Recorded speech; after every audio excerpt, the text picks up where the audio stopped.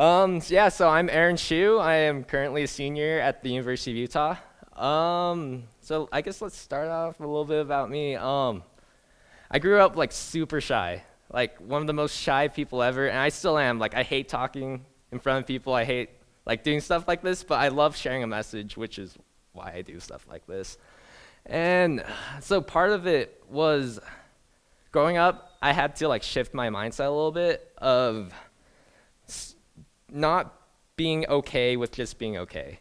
And when I came into college, that's what really helped me the most, was realizing that we have one life here, and there's a lot to do with that. There's a lot of impact as individuals we can really make.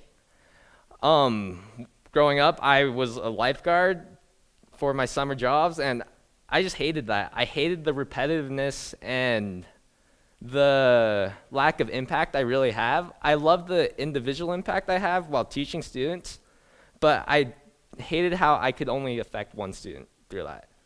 So when I came into college, I started studying computer science, which was one of the first blessings that really happened in my life, because it taught me how to like solve problems, think through things, and more importantly, it helped me create new things.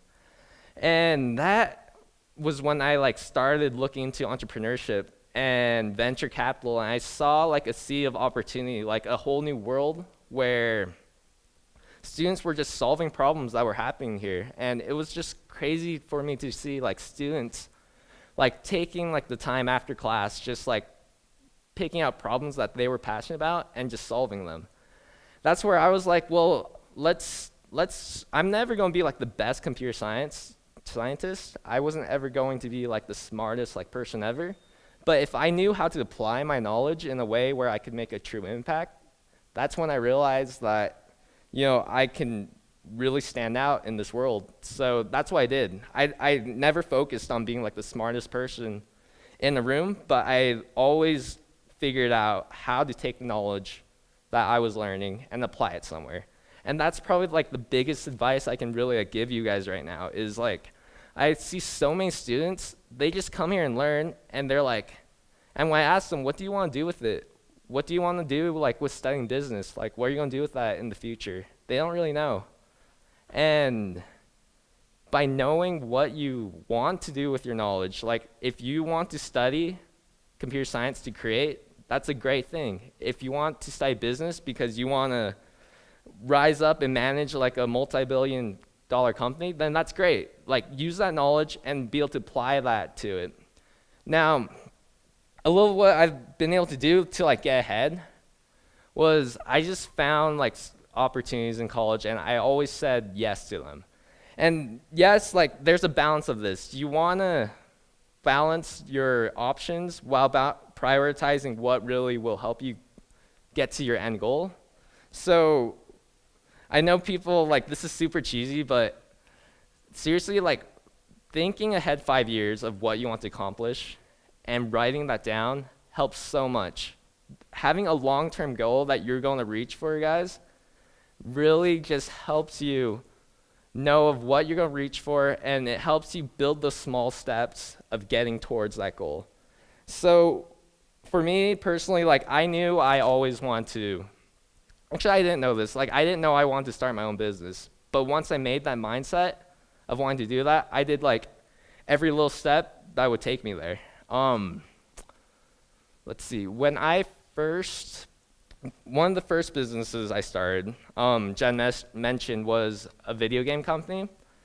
The reason why I started this was because I saw the opportunity of the University of Utah being the #1 gaming program in the nation. I took that and knew students there would be very passionate about creating stuff like this.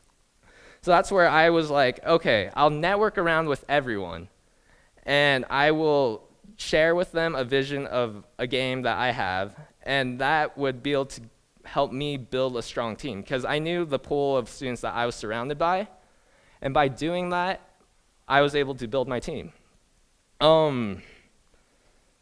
So last year, one of my good friends told me about a venture fund, which is student run. It was set up by one of the largest funds in Utah. They just put aside $500,000 for students to invest in other students. And I was like, that's neat. That's really cool. I applied for it, and they liked me enough that I was able to join it. This has probably been one of the most rewarding experiences, because what we do is each week we just listen to students come in, and they pitch to us their idea. They show to us the problem that's occurring in the world right now, and they tell us their solution of how to solve it. Our goal is to find students who just need that little extra push. Like, we invest up to $20K into students, and if they just we find the students who financially don't have that like little push to get their business idea going. And it's just super rewarding to hear students like talk about that each week. When I hear people say they learn more from teaching people, I definitely like know that now because of this group. And that's one thing that I guess I would suggest to you guys is find ways to be a thought creator in the field that you want to be. Find ways to be able to help people genuinely get ahead in their lives. Because when you give back to people, you get stuff. When you give back to people, you grow yourself. And that's just one of the things that's running this fund has really helped me. So I don't know how many of you guys have businesses of your own, right? Or how many of you guys dream of doing something big or making a big impact? And that's really cool. Like, it's cool to see like students here like passionate about that. And when I see, and that's just what's driven me with this fund. I wish I could give a good example. Like, there's this one student who came in, and his goal was to fix the pricing of prices online. He had a really good idea where he wanted to buy a GoPro for cheaper, but he couldn't because GoPro's the main brand and it's super expensive. So what he did was he made a website where it was sort of like a flash sale site, but when you put an item up online and you set a price, say like $50.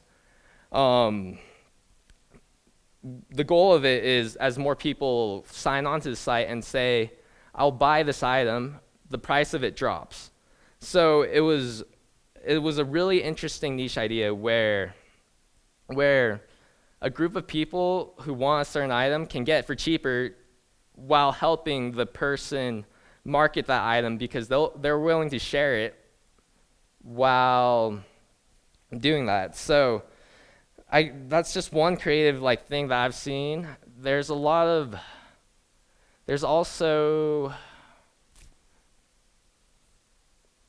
what's another idea? Okay, this one's from my brother-in-law. He's in med school right now, and he saw a problem with medical hip implants. He saw a problem where a lot of people were going through hard revision surgeries because the current implementation of the hip implant doesn't last as long as it should. And he was like, well, I should go fix that. There should be no reason for people to have to go through the hospital, spend another month in the hospital because of people not having built a tool to help them make this hip implant last longer. So he spent a month with a group of his friends from med school and built a medical device that helped this hip implant last longer. And by doing that, they're still in the stages of testing it, but by being able to accomplish something like this, they could save like millions of dollars for insurance companies, and they could help people just not have to go through a second surgery, which is painful and not worth it. So these are just some of the examples that I've seen people make an impact on the world. And I know, like, with you guys right now, you're in college and you're studying what you want, but the best ideas that come from entrepreneurs come from your own lives. It comes from specializing in something that you're good at. So I know a lot of people who like try to force upon ideas on themselves, and they just want to be an entrepreneur just because they want to make something.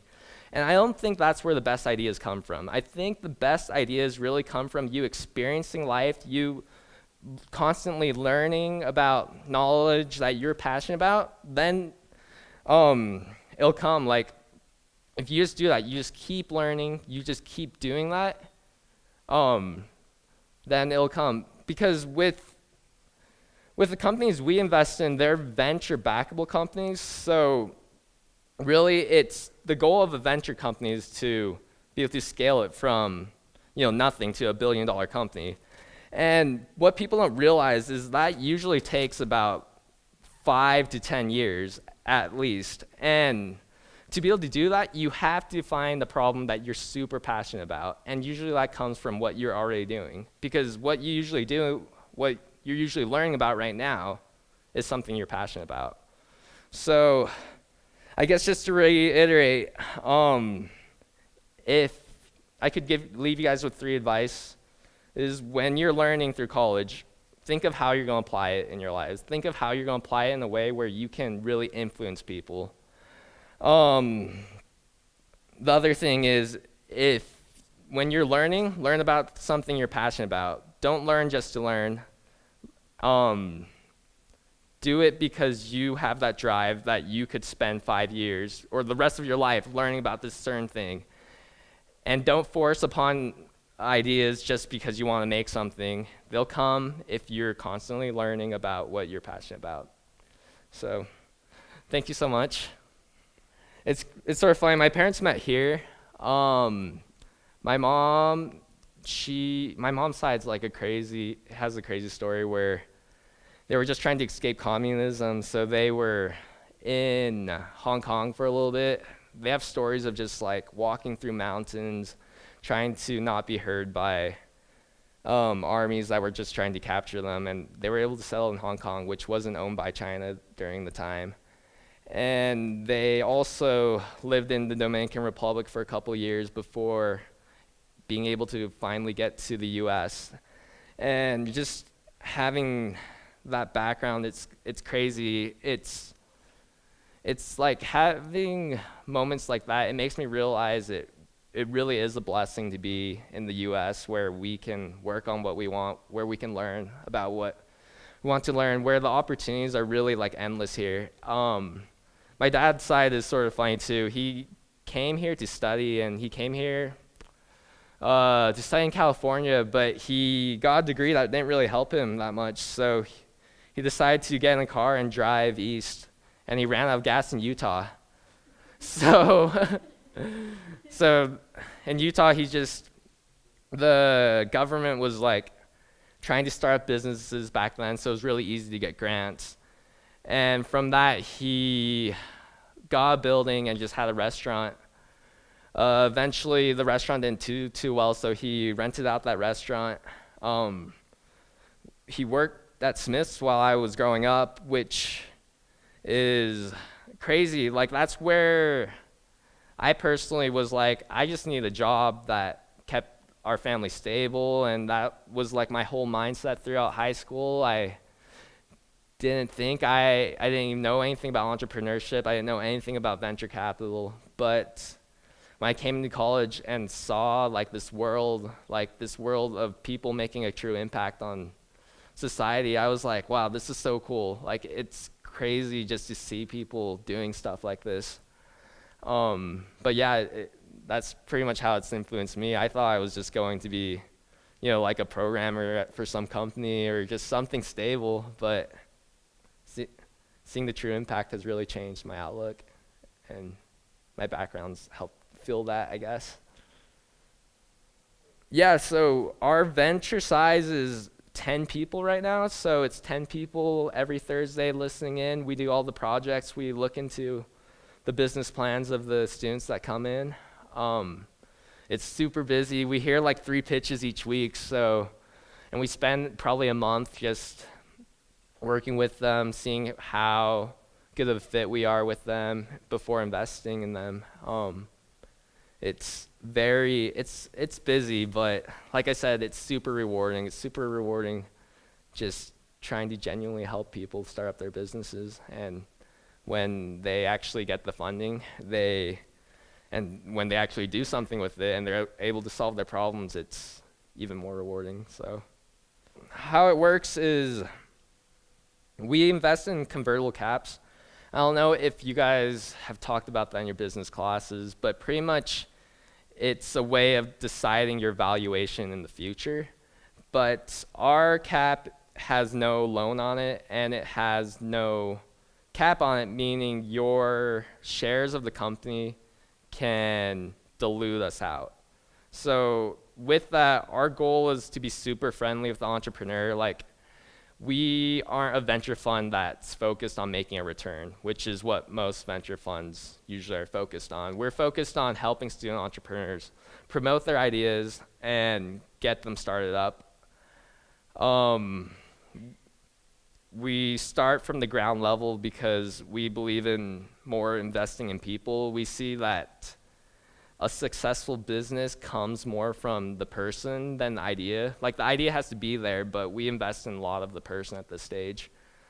When your company gets valued at 100K, our convertible note will convert into equity for your in your company, which say your first round you raised 200K and we invest 20K in you. It would be 10% of the company, but since there's no cap on it, you can raise another round where you raise, let's say, a million this time.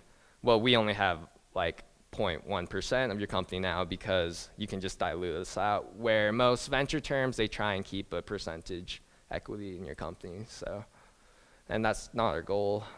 Our goal isn't to do that. So how many companies? We've seen about 12 companies. I don't know if you guys have heard of Simple Citizen. It's pretty much TurboTax for citizens trying to get into the US to get citizenship. That's probably been our biggest company that we've started up. They went through Y Combinator. I don't know if you guys are familiar with that, but they're pretty much one of the biggest incubators in Silicon Valley.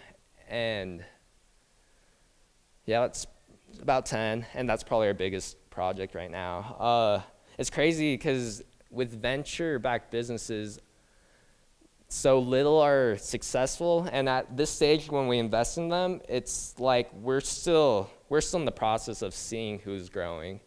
Like I said, it takes 5 to 10 years to grow an actual business, so I haven't been there for 5 years.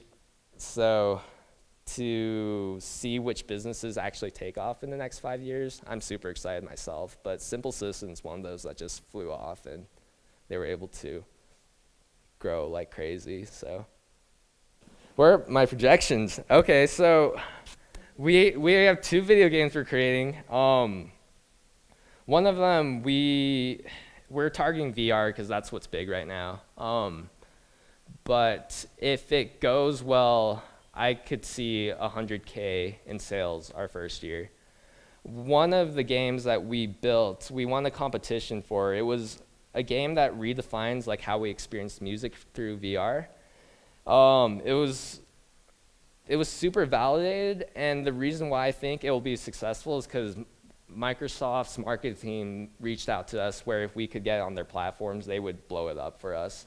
So I think I could see another 100K in sales the first year for that, and with that, it's just execution and planning.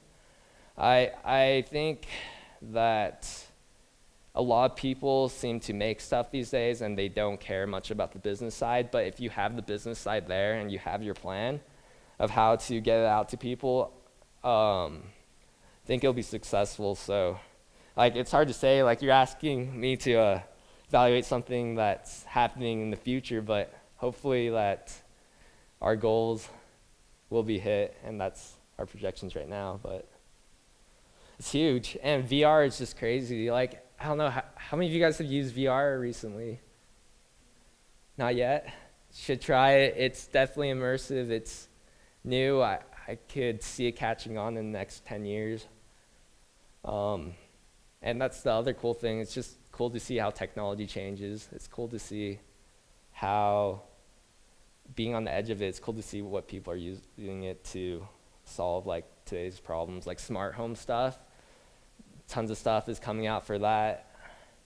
VR could be used for other ways besides gaming. It could be used for shopping.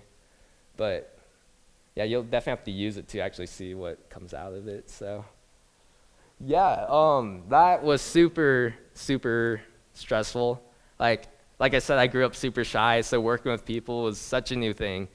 But I think the easiest way to get people to work with you is just to have your vision, like, really set. If you can tell people that, like, tell people your plan and just be focused on that vision, people get sold on that, and they're willing to work with you on that. I just remember being very anxious when I tried to get someone to work with you for, like, free or for equity or something, because that's, like, taking their time. But if you truly believe on what you're working on, then you're helping both people in the partnership. So that's how I was able to overcome that.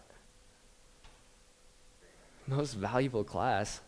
You know, I feel like classes weren't that valuable to me. Not saying, like, I feel like doing good in classes was valuable for me because it trained my mind. But I feel like just being able to take all the opportunities that, like, the college offered you was even more valuable. But then again, I value an engineering degree a lot. I value just having that mindset and going through them. So my beginning classes just taught me how to think and taught me about technology and what you could do with it. So I would just say there's no one class that was really valuable for me, but I feel like an engineering degree helped me a lot in the ways that I innovate. Thank you for having me. Thanks.